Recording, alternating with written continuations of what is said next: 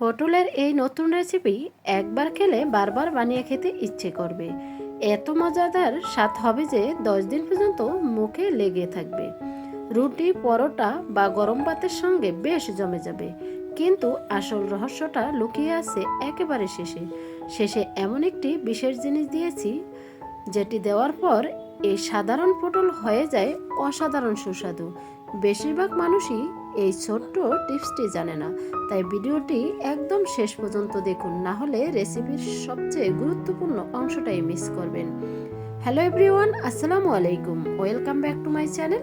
আপনারা সবাই কেমন আছেন? আশা করি যে যেখানে আছেন সবাই অনেক অনেক ভালো আছেন এবং সুস্থ আছেন। আমিও আলহামদুলিল্লাহ ভালো আছি। কাছে অথবা দূরে, দেশ অথবা দেশের বাহিরে যে যেখান থেকে ভিডিওটি দেখছেন সবাইকে অসংখ্য ধন্যবাদ। সবার জন্য অনেক অনেক দোয়া এবং শুভকামনা রইল। কথা না বাড়িয়ে চলে যাচ্ছি মূল রেসিপিতে। ভিডিওটি স্কিপ করলে আসল টিপসটাই মিস করবেন। স্কিপ না করে শেষ পর্যন্ত দেখুন। আর আজকে রেসিপি ভালো লাগলে একটি শেয়ার করে সবাইকে দেখার সুযোগ করে দিবেন। আপনাদের একটি শেয়ারে অনেক আপু ভাইয়াদের উপকারে আসতে পারে।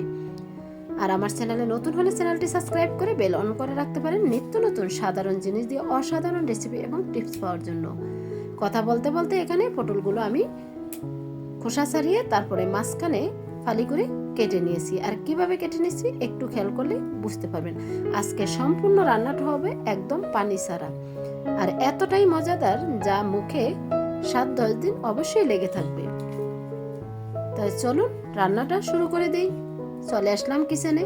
প্যান বসিয়ে দিয়ে দিচ্ছি পরিমাণ মতো সরিষা তেল। আজকে রান্নাটা হবে সরিষা তেলে, তাই এখানে তেলটা পরিমাণ মতো দিয়ে দিচ্ছি। তারপর আমি অফ ক্যামেরায় আদা, রসুন, পেঁয়াজ একসাথে পেস্ট করে নিয়েছি, সেখান থেকে আমি দিয়ে দিচ্ছি 1.5 কাপ পরিমাণ আদা, রসুন এবং পেঁয়াজ বাটা দিয়ে তেলের ভিতরে ভালো করে ভেজে নিব, যাতে আদা রসুনের গন্ধটা না থাকে।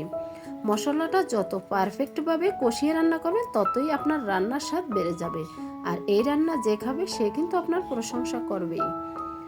এখন কিছুক্ষণ ভেজে নিয়েছি, তারপর অ্যাড করে দিচ্ছি এখানে 1 টেবিল চামচ হলুদের গুঁড়া, 1 টেবিল চামচ লবণ, 1 টেবিল চামচ রাঁধুনি মশলা, 1/2 টেবিল চামচ ধনিয়ার গুঁড়া, 1/2 টেবিল চামচ জিরার গুঁড়া, আর দিয়েছি 6 থেকে 7 পিস এলাচ।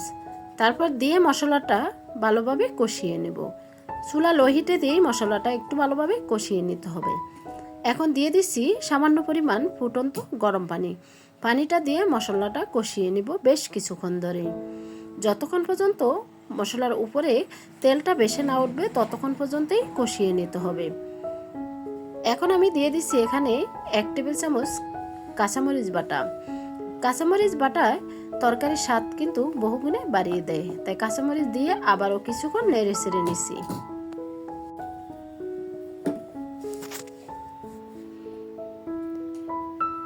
এখন বেশ কিছুক্ষণ ধরেই মশলাটা পুরোপুরি কষিয়ে নেব। এখন এখানে দিয়ে দিচ্ছি কয়েক টুকরো দারচিনি এবং 4টি তেজপাতা দিয়ে আবারও কিছুক্ষণ নেড়ে চেড়ে নিচ্ছি। এখন ঢাকনা দিয়ে রেখে দিব বেশ কিছুক্ষণ, যাতে পুরোপুরিভাবে মশলাটা কষানো হয়ে যায়।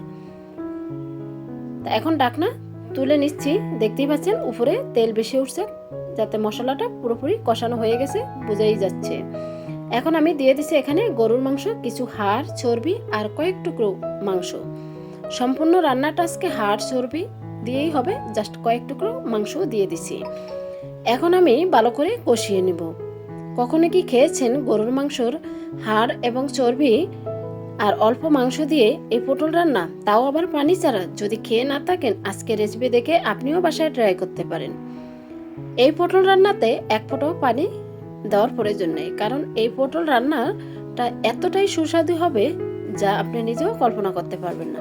তাই ঢাকনা দিয়ে কিছুক্ষণ ওয়েট করলাম, কিছুক্ষণ পর আবার ঢাকনা তুলে মাংসটা কষিয়ে দিচ্ছি। রান্নার শেষে কালারটা দেখে আপনি নিজেই অবাক হয়ে যাবেন। সাধারণ পটল কি এত অসাধারণ কালার হতে পারে, তাও আবার মাত্র হাড্ডি আর এবং চর্বি দিয়ে। আজকে রান্নাটা কিন্তু আমি চর্বি এবং হাড্ডি দিয়েই করে ফেলছি, তাই ভাবলাম বন্ধুদের সাথে শেয়ার করি। আশা করি আজকের আমার সাধারণ পটলের অসাধারণ রেসিপিটা আপনাদের কাছে অনেক অনেক ভালো লাগবে।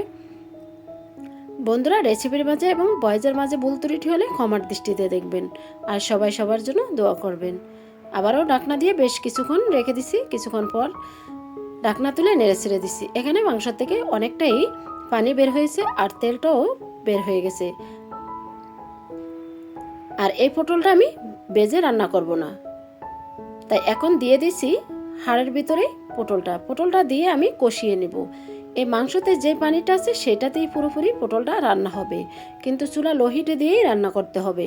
চুলার আঁচ কোনো প্রকারে বাড়ানো যাবে না, তাহলে পটলগুলো সিদ্ধ হবে না,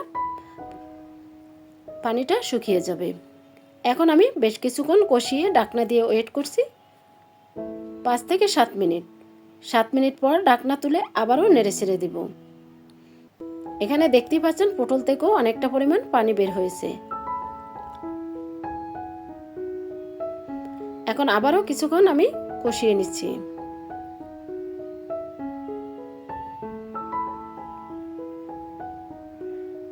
এখন 10 থেকে 15 মিনিটের জন্য ঢাকা দিয়ে রেখে দিচ্ছি। 15 মিনিট পর ফিরে আসছি। এর ফাঁকে কিন্তু আমি কয়েকবার নেড়ে ছেড়ে দিচ্ছি।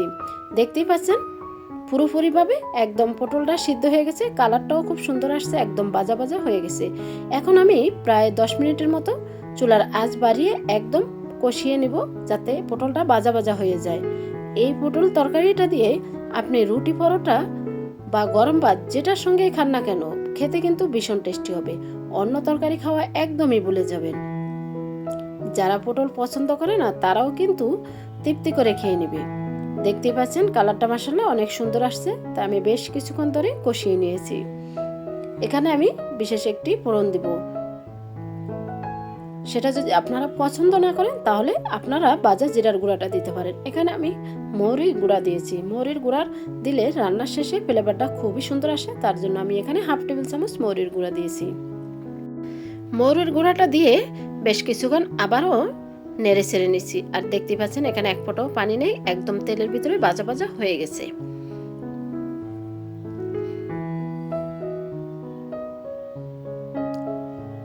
এখন আমি পরিবেশন করে দেখিয়ে দিচ্ছি বন্ধুরা কতটা লোভনীয় হয়েছে। তাই একটি প্লেটে আমি সবটুকু হাড় এবং পটল তুলে নিচ্ছি।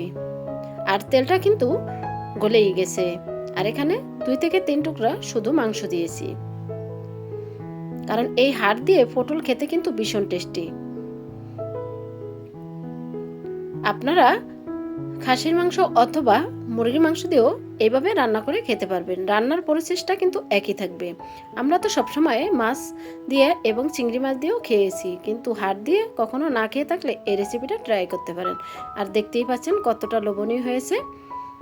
বন্ধুরা, আজকের মতো এখানেই বিদায় নিচ্ছি। আবারও দেখা হবে আপনাদের সাথে নেক্সট কোনো রেসিপির সাথে। ততক্ষণে আপনারা অনেক অনেক ভালো থাকবেন, সুস্থ থাকবেন। আসসালামু আলাইকুম, আল্লাহ হাফিজ।